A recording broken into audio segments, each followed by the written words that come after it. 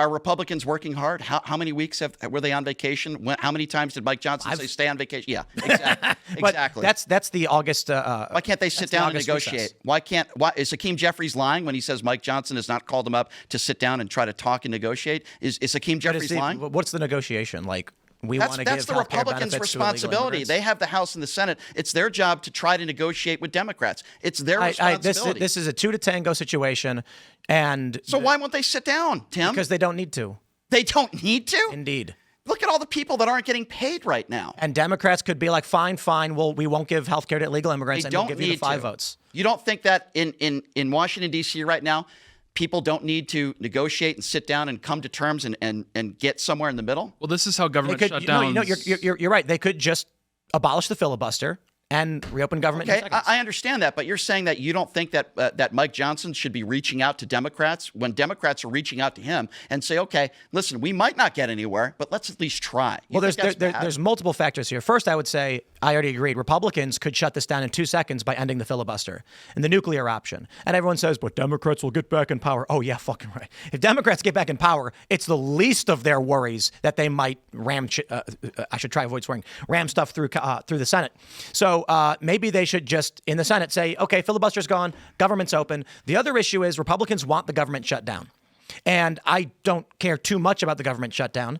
They want the government shut down because it's giving them pretext to start firing tons of people, which is exactly what Trump wanted to do. You don't care about brave men and women in uniform not getting paid? They're getting paid. They got paid. Okay, but for a little while they weren't getting paid. You don't care about. No, they never missed a paycheck. People at the airport, TSA agents, and people all over the country that are not getting their paychecks. You don't care about that? I don't. There's been shutdowns. What's your argument? What's your argument? Hold on. What's your argument? What's my argument? You're a bootlicking fascist who likes government authority and federal agents? Absolutely not. Fire them all. No, I'm actually a human being, and I feel like when people wake up and they go to work, they probably should get paid for it, Tim. Well, you can quit. Well, you can quit? Yeah, see, I'm on the very libertarian spectrum of I don't think government should be as bloated as big as it is. And I actually voted for Trump because he said he was going to fire tons of people. So I'm fine with doing it slowly. But if Democrats are like, we want to give ACA benefits to non-citizens, so we won't reopen the government, and then Trump is like, I'm going to fire people. Let's backtrack a little bit. Let's backtrack a little bit, Tim, for a moment. Hold on a second.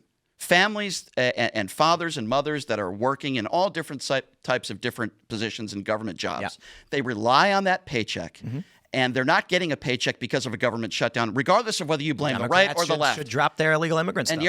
And your response to them would be, I don't care, quit your job? Well, one of the responses I could say is stop relying on big daddy government to take care of you. My first statement is I'm sorry the Democrats did this to you. Okay, maybe if they didn't want to give ACA benefits to illegal immigrants, the government would be open. Now, Republicans could, as I already mentioned, end the filibuster right now and reopen government, but they don't want to because Trump wants to fire a ton of people. So I'm sitting back being like, well, it's what is it called? The Xanatos Gambit. I was reading about this the other day, where no matter the outcome, your side benefits. Trump's attitude is if Democrats want to give illegal immigrants health care under ACA and keep the government shut down, they won't give us the 5. I think they need, 6 votes? 6, I believe, yeah. 6 votes. And he's like, okay, then the government's shut down. Fine. I'm going to start firing people. Okay. Win-win. All right. Well, it's also important who's being fired, right? Because we can talk about police officers, civil servants, et cetera, which is the majority of government workers. But the people that he's really targeting are the 500,000 federal bureaucrats, and they're getting huge payout packages, which is fine. We could pay them 4 times their salaries to quit, and it would still be worth it because they're the ones that are managing the economy without accountability and destroying innovation and costing us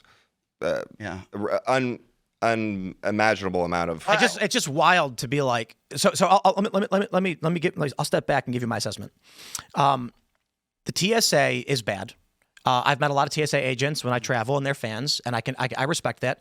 But the agency itself, I think, is a bad expansion of government, and we complained about it when it happened. But the problem is, the government creates something, and then liberals defend it, or independents, or whatever your argument is, right? So amnesty. We get amnesty in the 80s and 90s and 2000s, and once again, it's always gonna be amnesty. At a certain point, you got to be like, guys, We're not doing it a fourth time. It's not going to happen. No amnesty. Everybody's got to go. You're a criminal alien. You got to get out. And then the same thing with government agents and government shutdowns. It's like we've expanded the executive branch. We've expanded federal authority. We've expanded federal law enforcement over and over and over again.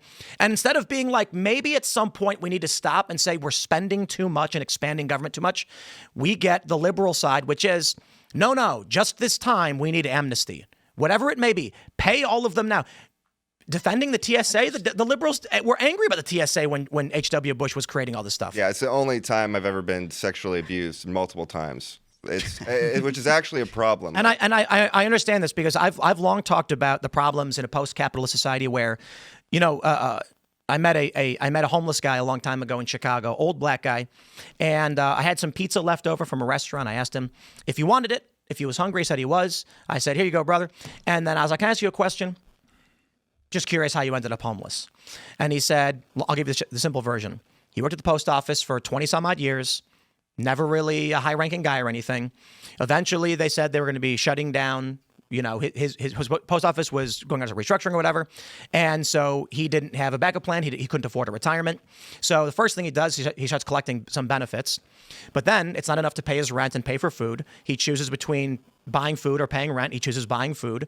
Then he's late on rent. He pays what he can. Eventually he gets evicted and that's it. And he said, man, let me tell you, he's like, my friends are dead. My family's long dead. I don't got anybody else, and eventually got nowhere to go. And I said, well, that's messed up. This guy didn't do anything wrong. How does he end up in a situation like this? I can respect the individual and these circumstances, but we also have to understand that we are building a system that is growing and growing and growing. And I'll put it like this, because I've experienced this as a business owner.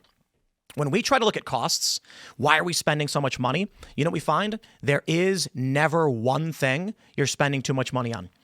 And so we're like, what are we doing over here with the skateboard stuff? Are we spending too much? Like, honestly, we're not really spending that much money at all. Okay, well then what about some of these shows over here?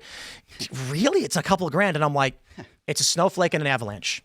No one is ever going to be happy when you have to do the cuts because it's going to affect so many individuals, and an individual's worth is substantially more important than the amount of money you take by cutting the program. But when you are cutting down costs, sometimes you have no choice, and individuals are going to get negatively Let's impacted. be fiscally responsible by gold plating the White House. Is that fiscally Who's paying for it? No, I'm not talking about the ballroom. I'm talking about gold plating the Oval Office. And who's paying for it? Yeah, well, I think if you want to talk about be... being fiscally responsible, the guy who you support got us $8.2 trillion in debt his first go. Well, that's we're not going to talk about one president's debt. Equation, which is the growth, right? This is the whole growth thing, because this is what libertarians complain about all the time, is that Trump's not cutting spending. Spending is largely determined by Congress, which makes it challenging anyways. But if you can cut the cost of medicine in half through deregulation or most favored nation negotiation, then you cut 13% of the federal budget. 1,500% drug prices. Yeah, he's definitely doing a great job there. Can I just go to the drugstore right now and get a $5,000 check? How do you support a guy that talks like that? I think one of my issues is just that we've built a society that continually expects things from others. It's like... I consider myself to be in favor of what I call universal basic health care, meaning actually assessing the situation. We have seen circumstances where like a kid got the flu and died. And you're like, well, how does it happen in the 21st century? I mean, come on, it shouldn't happen. Or someone has a broken bone, it doesn't heal properly. I'm like, these are simple things that, it's not expensive to fix. We should have access to that. I agree. However, the left isn't arguing for that. They're arguing for general universal health care, which would include cancer treatments and extremely rare. And I'll give you a specific example of where the limits are met. There was a kid who had a genetic disorder for which there is a treatment. The treatment is extremely rare and hard to produce and costs about $1 million. This, I believe, was in Georgia. And the family argued that the state should pay the $1 million to give the kid his gene therapy to cure this disease. And the state argued, we cannot do this for literally everyone. And if you were to win this argument in court, how will the state fund $1 million gene therapy for everyone suffering from this illness?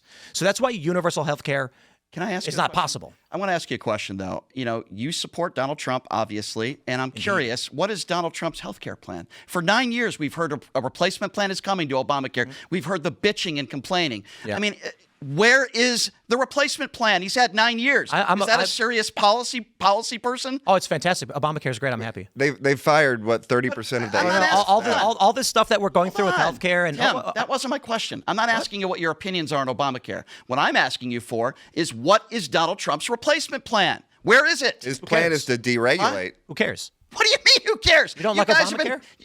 The question isn't about Obamacare. Do you like Obamacare? Yes or no? I think it could make some improvements. But generally good? I think it's okay. Average. Okay, so then why would I want a replacement plan? Because Donald Trump is the guy who you support has been bitching about it for 9 years. So fucking what? So fucking what? When somebody complains about something and you're the president of the United States and you call yourself a policymaker, actually, you're supposed to come up with a replacement plan. One of the reasons I support Trump is that he doesn't have one. That's why I support him, actually. That's why I support him. So you support a guy because for 9 years he complains about a policy, and in 9 years the imbecile doesn't come up with a replacement plan, and that's why you support him? Smoked about this. Well, you're saying you don't care. You're acting like I want to replace Obamacare. It's not about you. It's about the guy who you support. You just said you support a guy who's complained but done nothing. I'm like, that's why I support him. He lied. He said, I'm going to come up with a replacement plan in 2 weeks. Yep. It'll come up in 2 weeks. It'll come up in 2 months. You don't care? No. I like Obamacare. It's great. So Trump could just lie about anything and you don't care. He could lie about the 2020 That's election. You don't care. You don't think that's important for the president of the United States who complains about I actually don't like Obamacare, but my point is whether Donald Trump replaces or doesn't replace it, the healthcare system is broken, and it's not Trump's fault that it's broken. So come up with a replacement plan. He's focusing on the things that would actually fix the healthcare system. Then don't say you're gonna come up with one. He's trying to. If you It's tinker difficult. around 9 years? insurance, you're not going to solve the problem. 9 years. If you just tinker around insurance, you're not going to solve the problem. You need to go at the regulation, the farmer control of the industry, the AMA monopoly on standards, the licensing restrictions. And there's many countries where it's not even legal to take stem cells here, right? And it's very, very cheap. No, if you're they're looking yours, at just the George W. Bush. If they're your stem cells, it is legal. I don't want my stem cells. I want umbilical cord stem cells. My stem cells are useless at this point. Okay, that's not.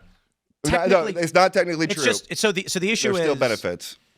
They can extract and then culture your stem cells, but they are nowhere near as effective as umbilical stem cells, and you have to get those in. I think a lot of it is a technology and knowledge question, right? Well, if you just want to.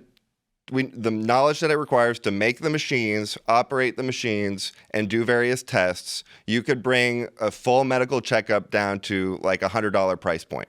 It's just illegal. And we're talking about hospitals being flooded. What about the zoning around hospitals? I think there's a cure for diabetes right now. I think there's probably a cure for cancer. Mm-hmm. Okay, I agree with you that stem cell research. I believe that there's so much money involved in curing. A cure for diabetes? I think there probably is. I think that they've done it in monkeys already, recreating a pancreas that can secrete insulin. But why, Tim? Why do we not have the cure out there? Because there's so much money. Curing the disease ends the business. Yes. Thank you. That's my point. So Right. I agree with you guys on that. That's my point. That's the golden goose, right? The problem of healthcare is not a Trump-centric problem. Okay. And Trump's failure to figure out how to solve it is not. It's like, well, I wish he could, I guess. It's also bitch about a problem for 9 years, but don't come up with any solution. Well, but it's also not what he ran on. 30% What is your of the argument? HHS staff. My argument Those are the is- bureaucrats making these My rules. argument is you support a man Who can't for figure 9 out healthcare? Indeed. but has been complaining about it for 9 years. I've It's been not complaining about it for it's 9 years, not- and I but can't solve it either. You're not the president. Solve it right now. okay? Tell me. I'm not the president either. You're comparing me to Donald This Trump. is not a real argument. This is not a just- real argument. It's certainly not a real So argument. complain about something as the president for 9 years, but don't have any indeed. solutions. And you Of don't think that's a course. real argument. Name every single president ever who complained about something and didn't solve the problem. Did Obama come up with Obamacare?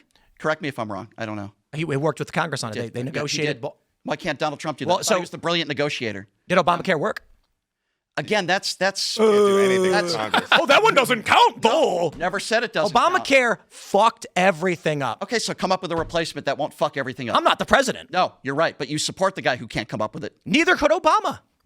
Obama had his Oh, own actually, this is a solution. really great. I'll make the argument. Obama fucked it up, and Trump saying, "I better not don't touch disagree. that." I disagree with that. I don't think Obama "quote unquote" fucked it up. I don't Oh, he think- certainly fucked it up I for don't- me and my family. Okay, you have a right to your opinion. And I'm okay? pissed about it. You and you know what? Trump saying I'm not going to touch it. I'm like, I don't know, maybe it's a good thing. So let's give tax breaks to the top 1%. That's a good solution. That's not an argument. No, it's not an argument. Let's. You literally just changed the subject. No, I'm because on you're the not same making He's subject. done it like 5 times. That's already. all he keeps doing. It's non sequiturs. He brought up the ballroom out of nowhere. So he's You bad don't- about you don't- DHS. We're talking about healthcare. Uh-huh. The guy who you support for 9 years have not come up with any solutions. What to are you? fix This our doesn't healthcare. mean anything. You're saying nothing.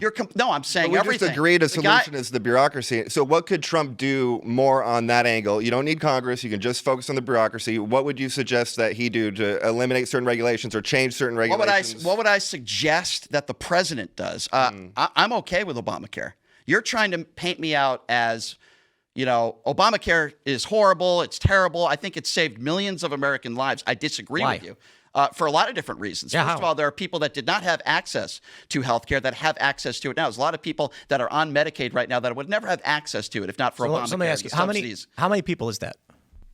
How many people what? How many people is that? How many people that he's helped? It's impossible to come up with an exact number. How many people did he hurt?